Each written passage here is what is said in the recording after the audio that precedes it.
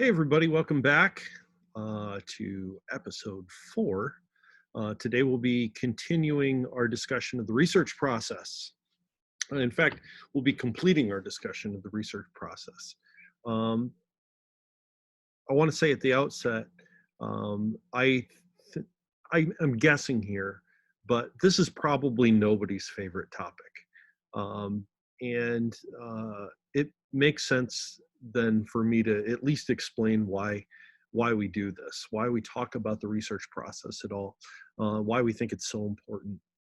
Um, Probably the number one reason, truth be told, that the research process is so important for you to know about is this is the number one skill that you will use if you are to go out and get a job after you're done. Um, After you're done with a communication degree. Many of you will be called upon to analyze data based on human behavior of one form or another. Now, you might not think of it as analyzing data based on human behavior, but those of you who decide to go into the communication of websites, right? So web design, these folks are always doing user experience testing. Um, and truth be told, if you get good at doing this sort of thing um, and become an asset to your company, it makes you a really valuable employee. So this is among one of the more important reasons we want you to become excellent at the research process. We last time we talked about developing a question and the ways that we think about obtaining participants. Today we're going to talk a bit about choosing a design, selecting a setting in which one can collect data, dealing with data, and then we'll talk about some ethical issues associated with data collection. I'll also remind you at the outset, if you have questions about any of these things, post them in the accompanying discussion thread. I have not been active that much on D2L over the weekend, but I will again be pretty active starting this week. So I hadn't seen much before I kind of took a little hiatus from D2L, but I will check those things regularly, and it's a good place for you to answer questions together. And if you get it wrong, I'll slide in and correct whatever error there is. But it's a good way actually to prepare also for the tests in this class. So with that said, let's dive right into choosing a design. Choosing a design is not an overly complex process. In fact, I will say most scientists have some go-to designs. Myself, when I do research, it's largely experimental research. Um, Others are much more in terms of, do much more in terms of survey research. But we kind of have these common design choices that we often make as researchers. It's maybe not always the best for us to only have one trick that we're really good at, but it is commonly what people do. Um, in fact, many of us ask questions and develop questions that are best answered using a certain kind of design. So it's very embedded in the process. Our design choices can even affect the kinds of questions that we'll choose to ask. I'd like to talk about just a few different types of designs quickly. The first is a correlational design. A correlational design looks for associations. Many of you probably remember back to COM 300 and are recalling, calculating Pearson product moment correlations. So R values, for instance. And if you remember anything about that, you know that the statistic that we can generate to measure the amount of association between two variables, I should say, linear association between two variables in the wild is called a correlation, right? So correlational designs, that's really all they're intended to do. They are intended to look for associations. And we can have a number of different types of associations. We can have a positive correlation.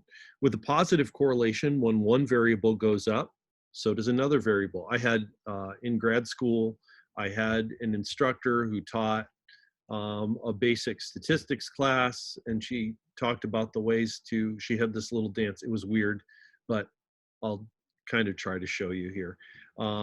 So if you look at me in the upper corner of your screen, when variables go up together or when they go down together, we have a positive correlation, right? Because really it's just different sides of the same line. When we have variables where one goes up and another goes down, and she'd do this little dance. It was weird, but it helped me to remember. When we've got one variable that goes up and another variable that goes down, we have a negative correlation. Okay. Correlations, as I'm sure this has been beaten into you, not just in your communication classes, but in other courses as well. Correlations don't necessarily tell us anything about causation, and that is absolutely true. However, you're all old enough and close enough to graduation that I have to tell you a dirty little secret. Although correlations don't necessarily tell us anything about causation, they also are evidence that causation might be happening, right? Anytime we have causation, we will also see, well, usually almost 100% of the time, when there is causation, we will see correlation.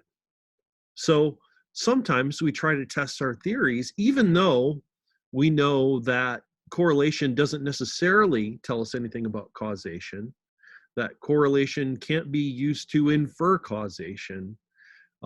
We can sometimes look for correlation as an indicator that there might be causation, right? So I guess that's just a caution. You'll hear this a lot in the news that, well, these two things are correlated. And you might think to yourself, well, if these two things are correlated, then we shouldn't necessarily infer causation. But the truth is, just because we see correlation doesn't mean causation isn't happening. In fact, it's evidence that it might be. We just can't jump to the conclusion that it necessarily is happening. We have to think about all of the other potential conclusions, right?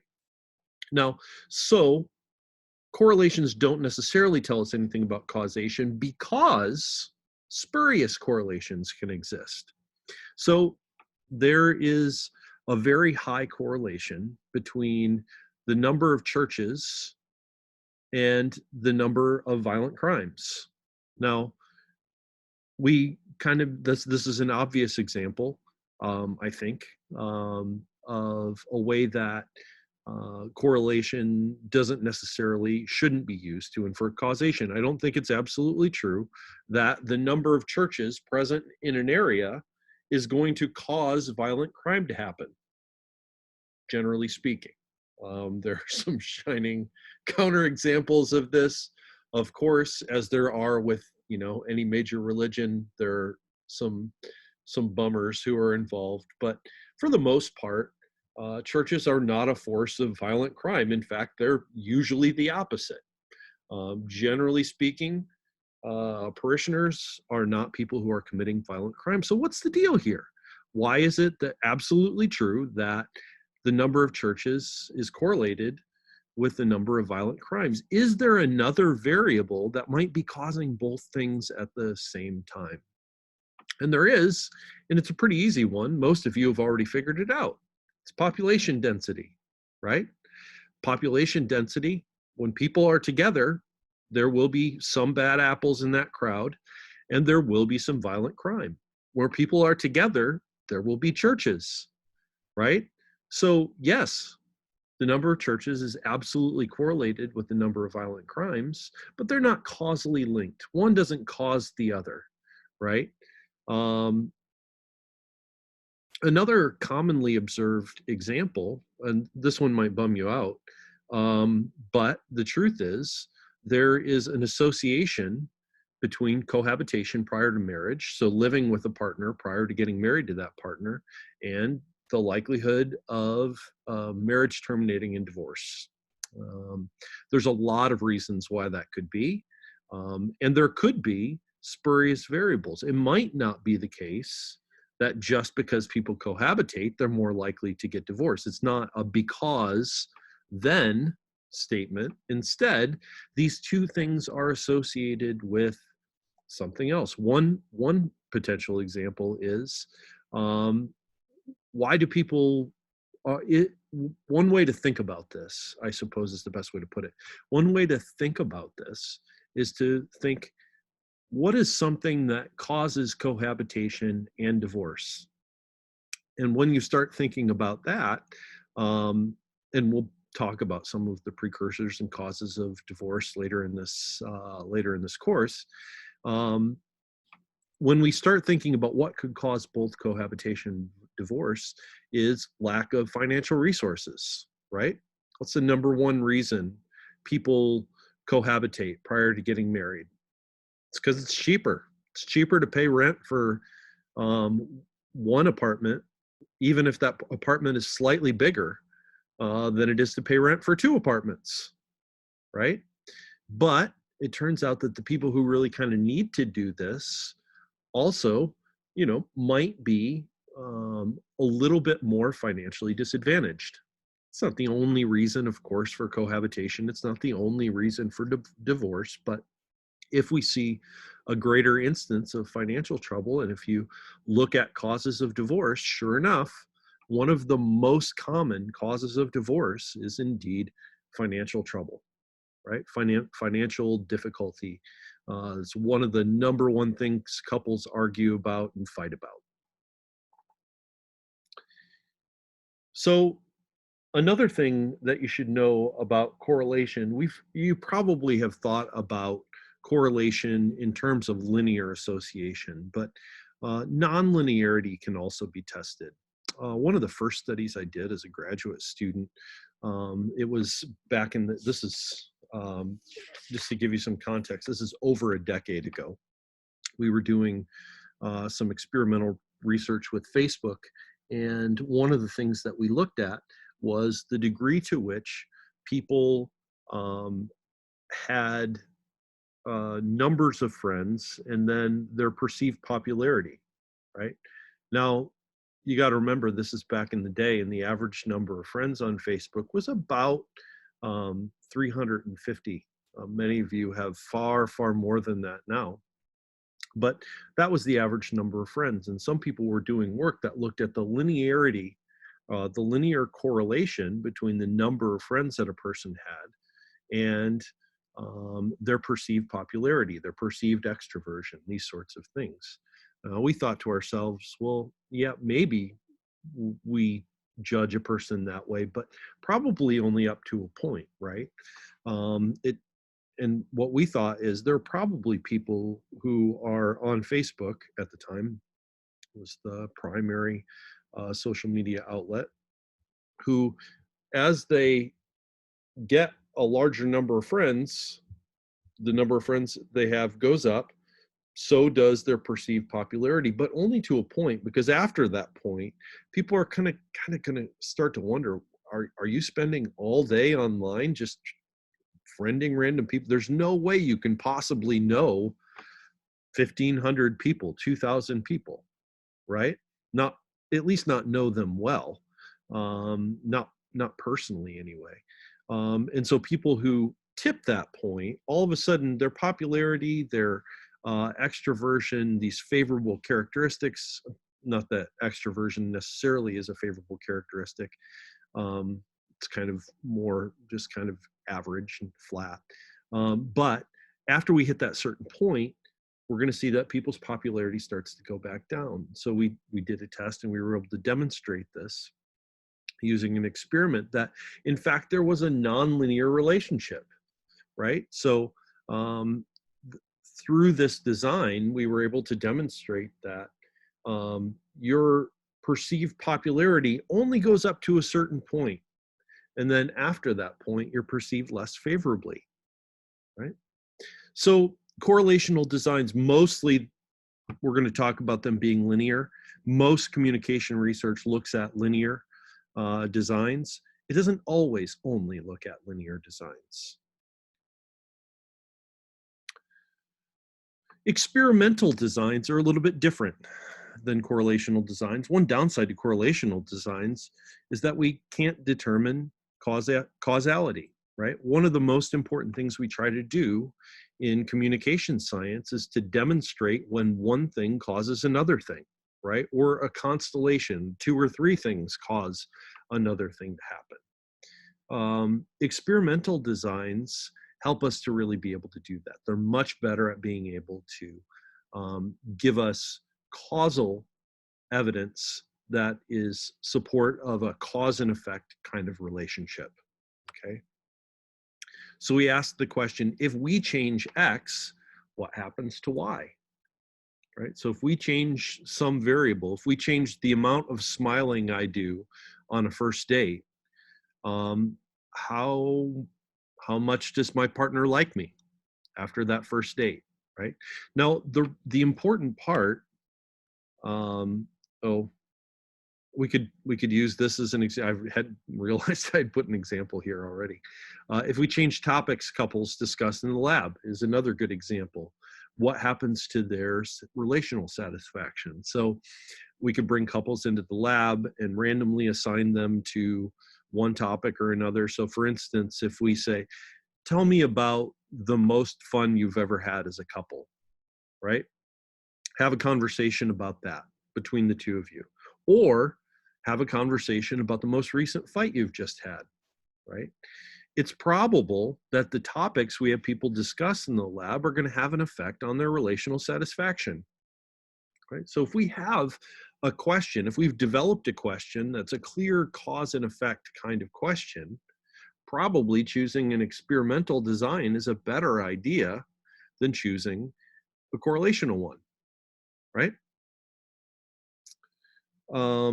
So one of the things that we try to do with an experimental design is we try to manipulate one thing and measure a dependent variable. So we manipulate an independent variable and we measure a dependent variable. And the reason that we manipulate one thing is because we want to know that the thing that we changed happened in time before the dependent variable was measured, right? This is really important to us because in order to determine causation, there is a certain time order.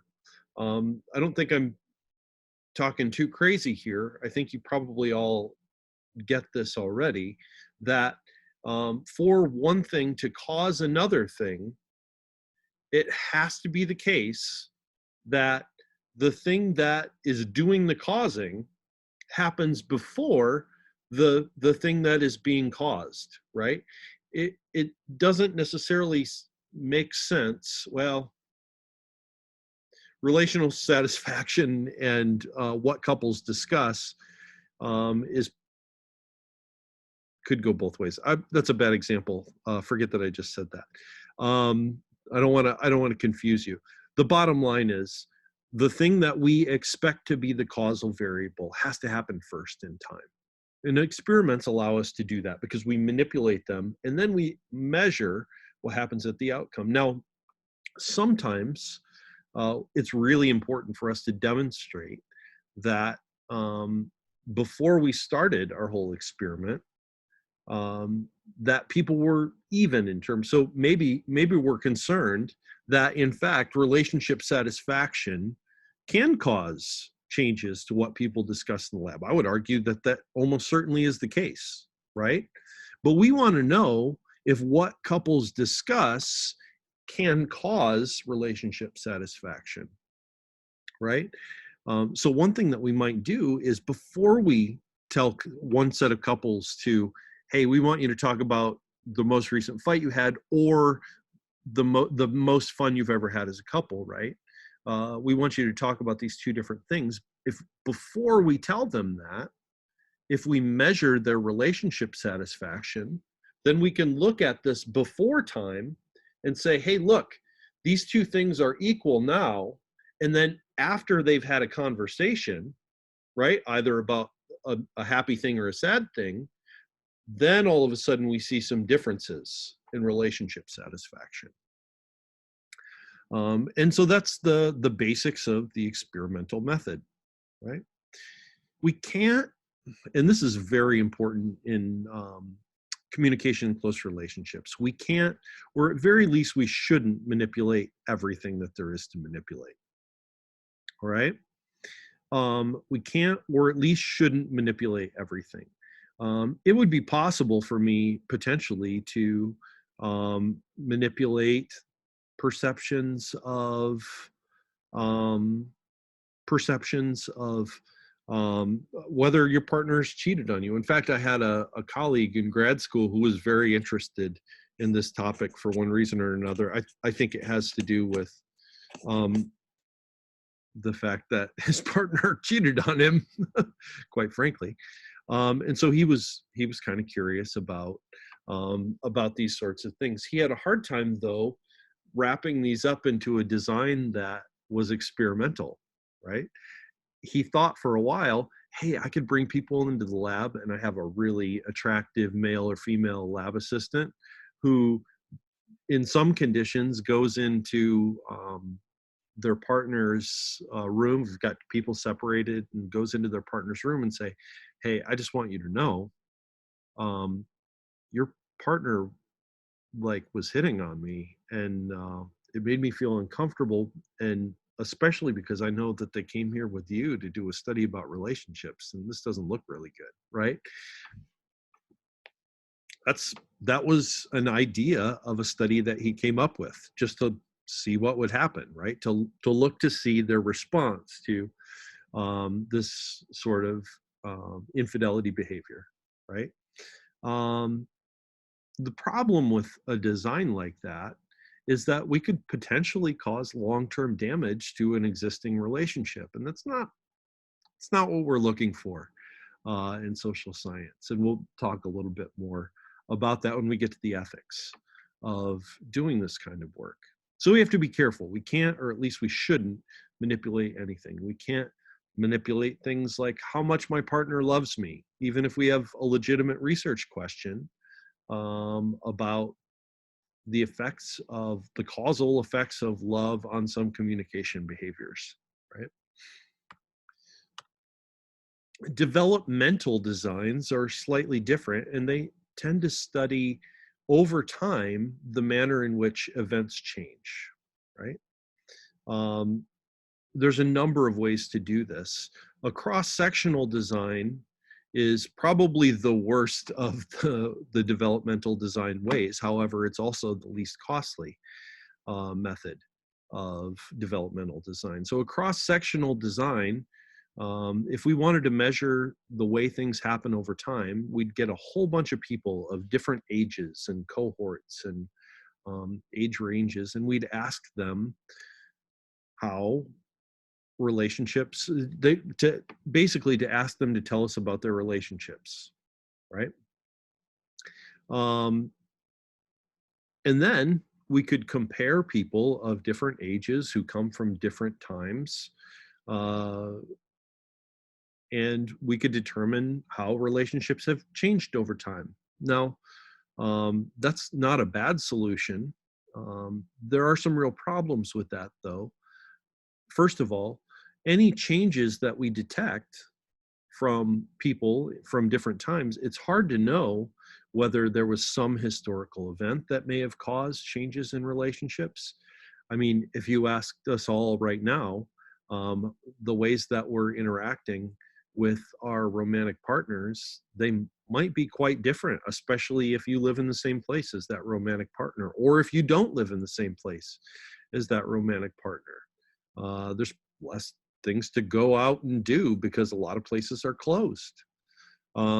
So we don't know if these historical events and cross-sectional designs are kind of tricky. Now, cross-sectional designs, on the other hand, can be really beneficial because they're a cheap way to ask these questions. And you're going to notice that I keep coming back to the money of doing this research as a big limiting factor, and it just is. the cost of doing research can be very, very expensive. And many times social scientists don't have a huge pot with which to do all of the kinds of research that we would love to do. Another way to study the manner in which events change over time is through a longitudinal design. With a longitudinal design, instead of asking different people of different ages at the same time about their experiences, we ask the same people at different times, right? So the nice thing about this is we get to control for personality differences, we get to control for sex differences, we get to control for all this kinds of stuff because we're asking the same person at different points in their life to see how that person changes. It's a very, very good way of doing this kind of research. Now the problem is, if you want to determine longitudinally how a person changes over their lifespan, you have to start measuring them at the beginning of that life and measure all the way until the point of interest through which you're done. Now there have been some very interesting studies looking at girls and women in science disciplines, so hard science, mathematics, engineering, these sorts of things, right? Areas less populated by people who've been historically disadvantaged, women, etc., right? Traditionally male-dominated fields. And we've looked over time at how people change from about 5th grade to the end of their undergraduate experience. Now, that's a very long data collection. It's very difficult to keep people coming back, right? You have to really incentivize, because if you lose a person right at the end of that data collection, all of a sudden, all of their data is not particularly usable, or at least it's incomplete, right? There may be some ways in which we can use it, but it's probably going to be incomplete data. And so that's kind of tricky. So longitudinal designs are very expensive, both in terms of cost, financial cost, but also in terms of the time cost associated with doing them. In general, the people that do this work are scholars. They're much like myself. And if I think about doing a 20-year-long study, I'm pretty close to retirement by the time that I'm done, and I'm not sure I'm going to care, right? About the results of that study. We just don't know what will happen over time. And so it's a scary, huge investment for a scholar to take to engage in a very long longitudinal design. Now, on the other hand, some longitudinal designs that are, only a year or 2 or 3 are a little bit more manageable.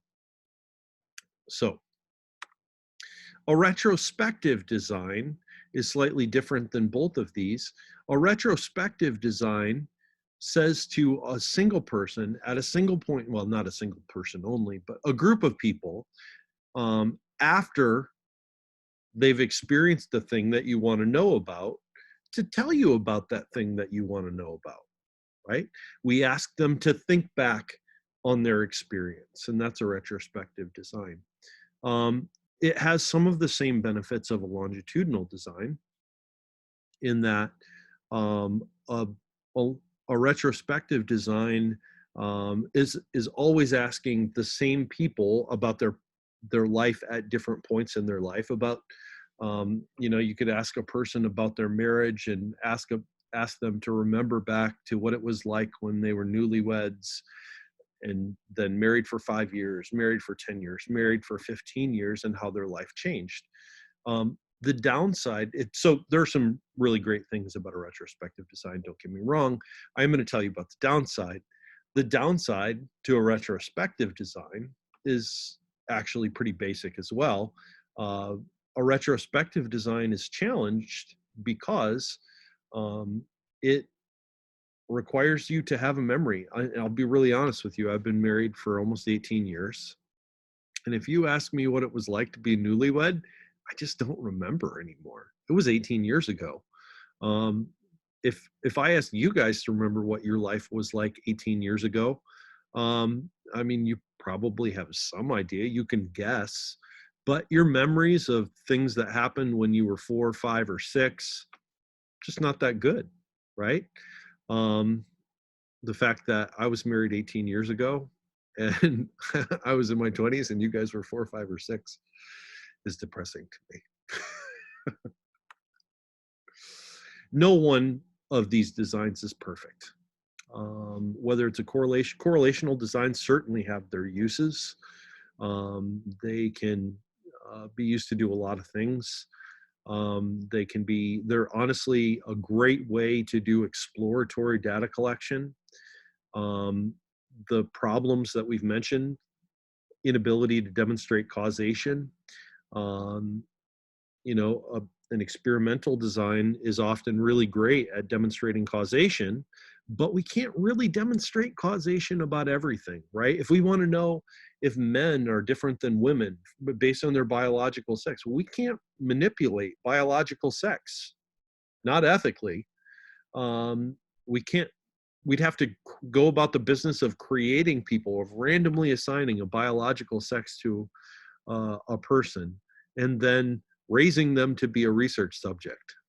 That's not that's not reasonable. It's not ethical, right? So there's a lot of things we can't manipulate.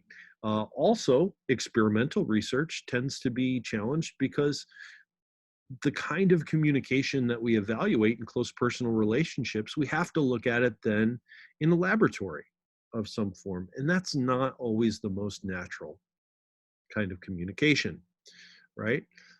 These developmental designs can be very useful for looking at changes over a lifespan, but there's problems with each of these types of designs. There's no one perfect design. Let's move on to selecting a setting. Selecting a setting. Um, so generally speaking, when we think of settings, we think of um, either research is conducted in a laboratory or it's conducted in a natural environment. Increasingly now, research is conducted online, which is probably, believe it or not, actually most similar to a laboratory setting, right? When we conduct research online, we're generally trying to control the environment in which you're doing that research very carefully. Um, so laboratories can be sort of tricky places to conduct research. Um, Natural environments, on the other hand, um, are often, provide people with a little bit more normal kinds of communication. So if we want to ask people to communicate in a natural environment, we might be more likely to see what it is that they're like normally if we are evaluating data in a natural environment, right? Another thing that we have to think about in as a part of all of this is what are people going to do, right? So in an experiment, usually people conduct a structured task of some form, whereas in a naturalistic environment, people might do more of an unstructured task. I'll briefly describe this fine-looking gentleman whose name is John Gottman. Many of you might know the name John Gottman if you took COM 225 with me, or with Mandy, or with Elizabeth. I'm pretty sure all of us are going to talk about family communication with Elizabeth. All of us are going to talk about John Gottman most likely. And the reason for that is simple. John Gottman is probably one of the most revered relationship scholars that exists. He is a professor emeritus at the University of Washington, and he's got an interesting laboratory that's in downtown Seattle. And it's not the kind of laboratory you probably think of when you think of a laboratory. It's an apartment, a fully furnished apartment. The only difference is by going to that particular laboratory, he's got hidden cameras everywhere. Now, everybody who participates in his studies knows that they're cameras. They know they're going to be filmed. They know where they'll be filmed in the apartment, etc. Right? But in the main living area, he's basically looking to see how people naturally interact with their partners as they're going, like when they load the dishwasher, what kinds of conversations are people having, right? These would be unstructured tasks. On the other hand, we can also imagine having a much more structured task. In fact, I have a brief example of that, and I will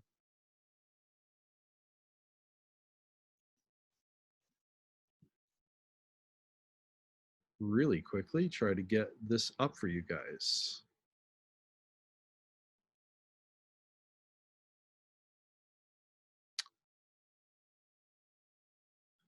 The Love Lab.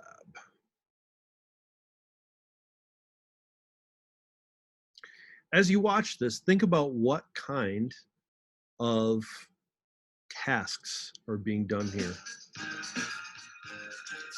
Classic 1980s film. We thought you This is might like great. to see the Family Research Lab. This is where couples, happy and not so happy, come to put their marriage under the microscope. This is where the analysis begins, right here at the Love Lab. In his lab in Seattle at the University of Washington, Dr. Gottman has used his observations to create reality-based advice for couples. After 30 years and thousands of couples, Gottman has been able to pinpoint behavior between husbands and wives that can ultimately drive two people apart. The lab experience takes several hours. Couples first complete questionnaires separately about their marriage. Partners are asked about current problems like disagreements about finances or how to raise the kids. Couples meet with a researcher to complete what's known as an oral history interview. In the oral history interview, couples are asked to share the story of how they met. It turns out that couples who share a lot of warm and affectionate memories of how they met are the ones who are especially strong. While the couple's interview is front stage, the research media room is the all-important backstage. The interview is videotaped and coded by highly trained observers. They use the Buhlmann coding system to look for such basic dimensions as fondness and admiration, the degree of connection or negativity. After the interview, couples prepare for a conflict discussion. Research technicians hook up couples to a variety of physical monitors. Their heart rates are measured. They are seated in chairs that can measure fidgeting. We call it the jiggleometer. Even fingers and ears are hooked up, allowing us to measure skin conductance, or sweaty palms, and blood velocity. The technicians connect the monitors carefully so that the signals are clear for data analysis. Our computers track the physiology, while the videotape records facial expressions. When someone's heart rate rises above 95 beats per minute, that is a signal of flooding or being very upset. Partners usually need a 20-minute timeout to calm down enough to be able to listen to one another again. Coders evaluate the tapes here. Specially designed monitors have specific codes related to emotions, expressions of validation and joy, along with what Dr. Gottman terms the 4 horsemen of the apocalypse. That includes criticism, defensiveness, contempt, and stonewalling, are all measured and later analyzed to predict the relationship stability. Afterwards, tapes are archived. Thousands of tapes record decades of studies on couples. Each tape tells a remarkable story. Once Dr. Gottman analyzes the data on a couple, he meets with them in his office to talk over the findings. Dr. Gottman remains an optimist about making marriages work. He has been able to challenge some conventional theories about marriage by listening carefully to couples, rather than merely heeding his own intuition. For 20 years, Dr. Gottman was awarded the National Institute of Health's Research Scientist Award. He has written about this research in more than 120 articles and 37 books. Some people will find the mathematics of marriage interesting, as Dr. Gottman does. More will be interested in his New York Times bestseller, The 7 Principles for Making Marriage Work. All right, I will pause it there because we don't need the Don't need the advertisement.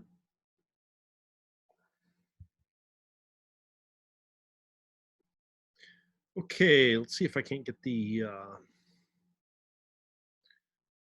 PowerPoint back up here. Okay, great. So um, in this example of Dr. John Gottman's Love Lab, the video you watched showed very much a structured task that people were doing, right? There were some very specific conversations that they were being led through, very specific physiological measurements being taken. We'll talk about physiological sorts of measurement. And they were very much trying to get a baseline measure of this couple's likelihood of success, or being able to pin down any problems that the couple was having. So um, that was what was going on in the Love Lab there. So the nature of the data, we have to think about what data are actually being collected. And this is a huge question in communication research, right? There are a lot of different types of data that can be collected. Probably the most common type of data is to look at a self-report. Other scholars tend to focus more on observations. So they watch people, or they take some sort of physiological measure, right? We can also think about archival documents as a mechanism for collecting data. And there are disadvantages and advantages of each. So I'm going to kind of go through each of these things at this point, sort of in turn. So the first thing that I'd like to talk about is the nature. Hang on, I want to make sure that we'll come back to this. Yes. Good. My apologies for that. The first type of data that I'd like to talk about is a self-report. When you think of doing research, if you've participated in research on SONA, almost all of you have at some point, whether it's through another department in the college or from elsewhere, like in the psychology department, much of the research that's done is done using self-report. And there's a very simple reason for that. Self-reports are the best mechanism that we have to get a very clear understanding of what a person thinks, right? Much of social science seeks to really understand what's going on in a person's mind when different things can have an effect. So what effect does a message have on your attitudes about a certain thing? Well, attitudes, they exist in your mind, right? Your beliefs, they exist in your mind. All of your conscious perception comes from your brain, right? The problem with measuring things in the brain, and we can talk about this in terms of physiological measures, is we really don't have any tools that can tell us. We can tell a lot about where a person is thinking, the parts of the brain that are being activated and the parts that aren't, but we can't tell what a person is thinking. And that's why self-reports are so important. Self-reports give us some insight to what's going on in a person's mind. It's the only really real way of figuring out what a person's thinking still is to ask them what they're thinking. And that's a self-report. Now, there's some real problems with self-reports too, and I don't want to give you the impression that it's just the best form of data for everything all the time. There's certainly not, right? Sometimes as a researcher, I'll ask people things. We did a study a number of years ago that looked at people's attitudes and reported drug use behaviors, specifically marijuana use. And this data was collected at a time, about 2008, when there was not really even much in the way of medicinal legal marijuana use going on in Michigan. It was done at Michigan State. And lo and behold, when we asked college freshmen, first year students, um, what the incidents, how many of them used marijuana in the past year, right? Only about 5% of those students said they used marijuana. Did we believe them? Absolutely not. We had a pretty good sense that people were using marijuana at a much higher rate. The problem was um, people were a little bit anxious on the survey that they had to put their name on to report that they were doing something that was, in many cases, and really for most people, probably a felony at the time, right? Not surprisingly, people were not super wild about reporting that they were um, engaging in felonious behavior. So self-reports can have real problems because of social desirability. And what I've just mentioned is really social desirability bias. People often answer self-reports in ways that they think are the most socially desirable, or they'll report that they are, the best, most favorable human beings. Or if we ask a person about their own physical attractiveness, it's probably not surprising that we get slightly higher ratings of a person's physical attractiveness. Another study that I remember reading a while back looked at the nature of deception in online dating profiles, right?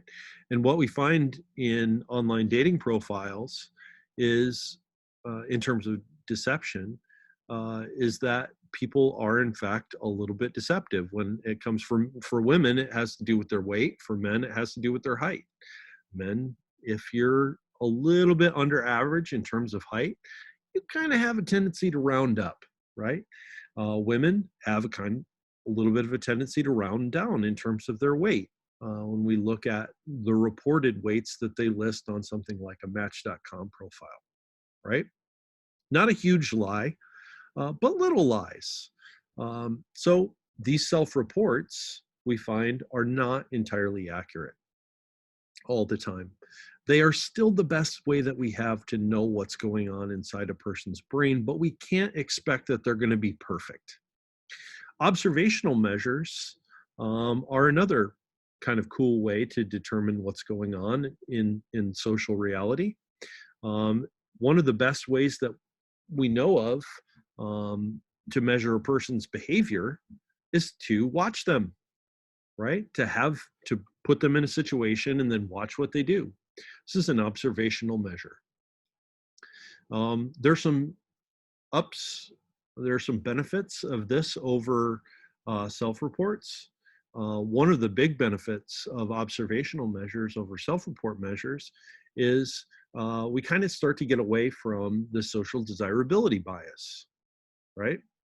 If I had the ability in 2008 to actually go out and observe every college freshman that was a part of our study for a month, I bet that I would have seen some people who reported not consuming marijuana actually were consuming marijuana fairly regularly, right? I would certainly not have been surprised by that. In this case, an observational measure would have been more accurate, would have been more valid than the self-report measure that we utilized. So observational measures are very good at being able to help us determine behavior, but they have one real big downside. We still can't necessarily know what a person is thinking. And if our theory is really about determining what a person is thinking, then we really should be doing some sort of more self-report um, kinds of data collections. On the other hand, if our theory is about what people do, how they behave, the kinds of things they say, then observational measures are much more favorable. Physiological measures measure the ways that the body changes as a response to certain stimulus. So, um, how does the body change in terms of having in uh, when you have a conversation that is potentially sensitive or uncomfortable, we find that the body will, increase in arousal. Our hands will start to sweat. Our heart rate will go up. Um, Things like this, right? We also know that romantic writing to letter writing to a partner um, increases um, favorable hormones that people experience. We see that as well. These are all physiological measures. What does the body do in response to certain communication behavior? Physiological measures are excellent. Um, they're great because um, it's sort of very difficult to see a social desirability bias in a physiological measure, right? We measure things that the body doesn't have conscious control over. Even an observational measure, if people know they're being observed, right? If this crop of 2008 MSU freshmen knew that I was following them around with a video camera and observing their every move, they might choose not to smoke pot in front of me, right? And then I wouldn't have had a good measure of their marijuana use. So social desirability effects can still be observed in an observational measure if people know they're being observed. With a physiological measure, whether people know they're being observed or not, we kind of get a real bodily response. And so such measures can be particularly useful. The problem with the physiological measure, though, is we still don't know what it means, right? You can show me that a part of somebody's brain has lighted up as a response to a piece of media, and that's super interesting, right? Especially when it's unexpected or an interesting finding for some other reason. But the truth of the matter is still that we don't know what it means that one part of the brain lights up and another doesn't. We're getting better at that all the time, but physiological measures are not perfect. They're good, they're useful for a lot of things, but they're also not perfect because they still don't get us they don't tell us what a person is thinking, right? We can observe that a person is nervous and their heart rate goes up and their skin conductance goes up because their hands are sweating. We will never know why on the basis of only physiological measures. We still need self-report or observational measures to really help us to inform these things. Another type of data that can be collected are archival documents. Archival documents, although I will just confess to you that much like many of your faculty members, I do have a certain political perspective, and it would not surprise you if I talked about it. I don't talk about it much in this class because it's generally irrelevant to the content. However, I will tell you this: I bought a book of Ronald Reagan's um, love letters to his wife Nancy that he wrote while he was president of the United States. And this is a great example of archival data analysis, right? Archival data analysis allows us to look at a saved set of communication research.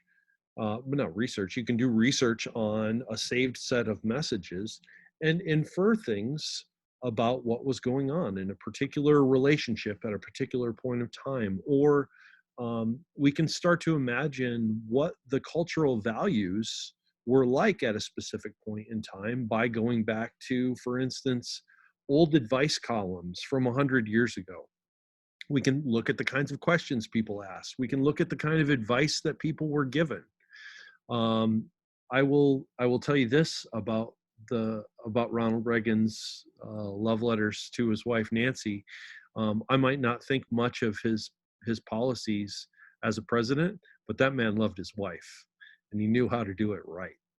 Um, and in that respect, I respect him a whole lot um, because he was a good husband to his wife Nancy.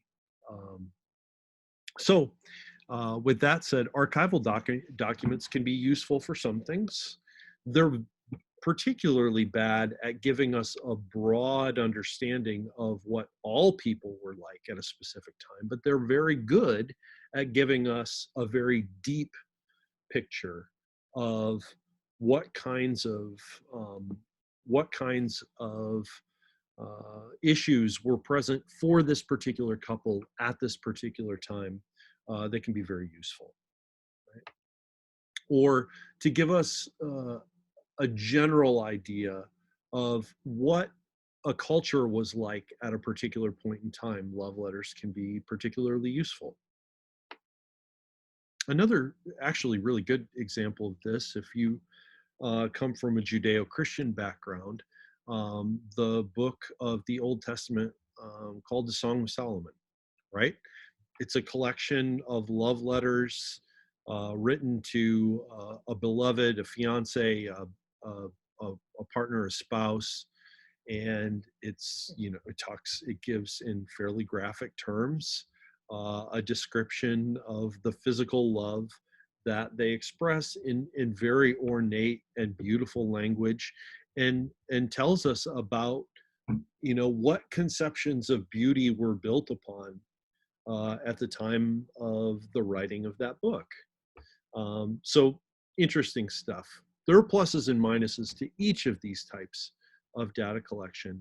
I'll also mention briefly the issue of couples reports.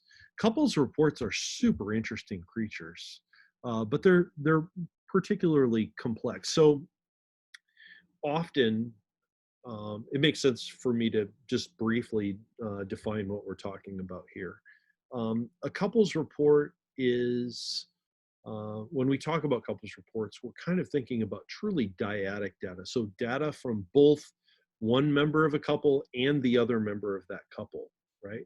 Many times when we collect data in just regular communication research, we're only collecting data from one independent person, and that's not taking into consideration that person's partner, and that's just the data that we have available to us.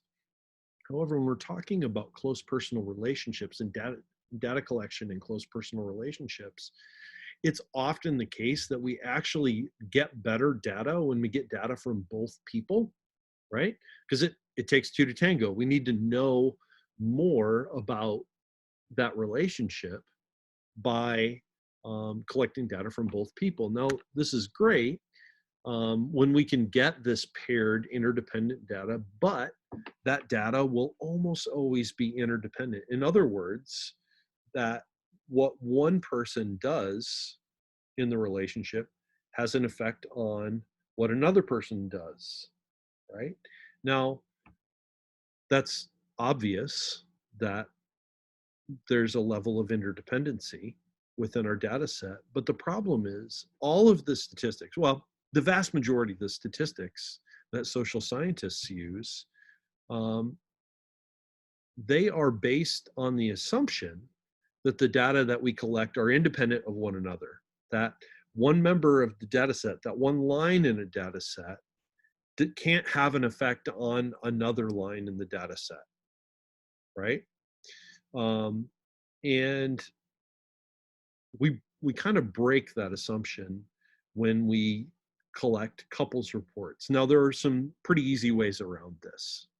Most notably, we treat that couple as a single unit rather than, yes, there are two people in the couple, but we, instead of treating them as two separate people within our data set, we treat them as one couple within the data set.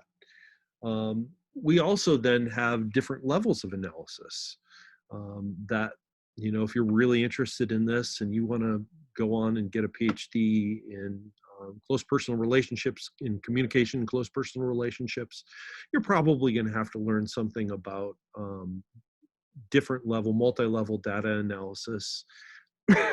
Truth be told, if that's a thing that interests you, you won't find it hard. If it's not a thing that interests you, you will find it pretty hard.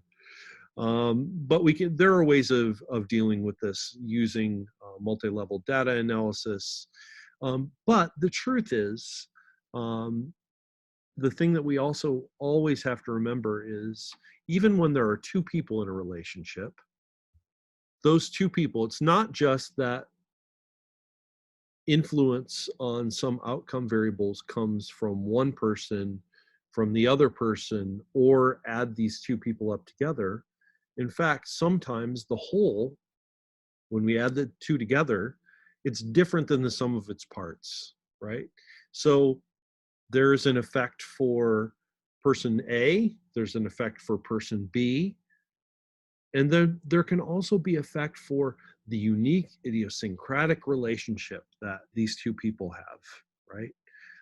That are different for some reason because of the kind of relationship they have. A good example would be, I know of, a number of people in my life that um, have are perfectly stable, normal humans outside of their relationship. But boy, you get them together with their partner, and neither them or their partner is crazy in and of themselves. I enjoy hanging out with, both of them individually, but you get them together and man, they fight like cats and dogs. You probably can think of some people like that.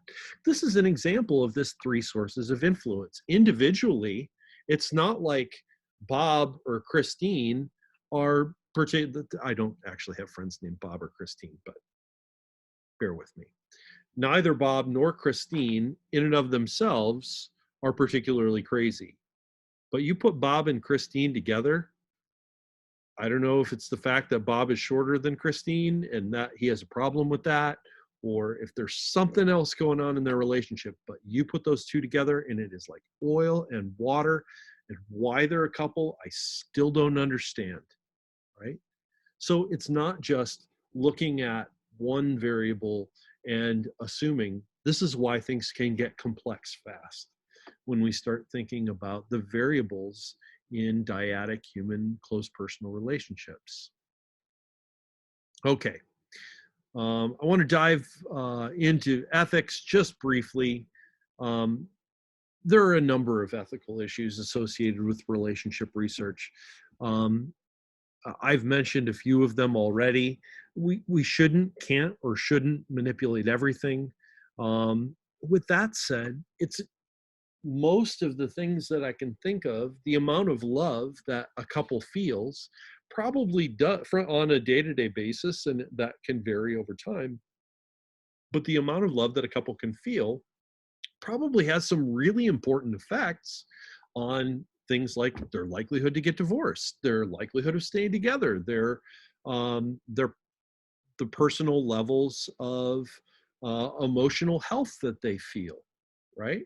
Um, so while I probably shouldn't be manipulating things like how much one member of a couple loves the other, these are important questions that we need to think about how we might measure those things, because it's important for scientists to figure it out, right? It's going to have a real effect on people's long-term relational health. So a number of these issues can be associated. There are ways to get around a lot of these things. It's one of the reasons that we see a lot of correlational designs, to be really honest with you. While it's not appropriate for us to manipulate things like the amount of love a couple feels, we can measure those things, right? And so correlational designs are actually really good at that. Now, if we want to get really even more specific, we might decide to measure these things in a group of couples over time and do sort of a developmental approach where we use a longitudinal survey instrument that we deliver the same one over time, and we're able to track a single couple over time and determine how their felt experienced love has an effect on the long-term success of that relationship, right? So there are ways to manage issues of ethics, but they're not easy, and we lose out on some things. We lose out on Causality, being able to make inferences about causality, that's pretty challenging and difficult for us to do, etc. Finally, there are sometimes we just don't know things about relationships and communication in relationships, right? Um, I'll say this. This is not evidence that interpersonal communication is a sham. You will all be able to ask me questions, my honest answer to which is fairly simple. I don't know, right? Not knowing something to a social scientist or any sort of scientist is an opportunity, not a deficit. This past 2 or 3 months has sort of been a referendum on how science works in the public eye. If you've watched the news or anything about coronavirus, you've heard scientists changing models, and sometimes people say, well, this model has had to change dramatically. You guys don't know what you're talking about. Well, that's not really exactly true. That's actually, you're just watching science happen in real time. That's all it is. Interpersonal communication is no different. The science of interpersonal communication is no different. We learn things all the time. We adjust what we know. We report back about theories that we can better understand now than because of this new data that we have. We adjust our model. Not knowing something to a scientist is an opportunity, not a deficit. So when you ask me a question and you stop by my office hours and want to hang out and say, well, what about this? This doesn't make sense. And my answer to your question is, I don't know. That's a great question. That should be an exciting moment for you, not a frustrating one. Okay. That's all I have for this in episode 4. So this finishes up our discussion on research methods. I promise you that this is, well, I can't promise this, but I'm guessing that will have been your last lecture on research methods as a Michigan State undergrad. So congratulations. You've made it through that part. Because most of the courses that you have from here on out are probably not going to have a heavy component of those. I do think it's an important thing, but you've made it.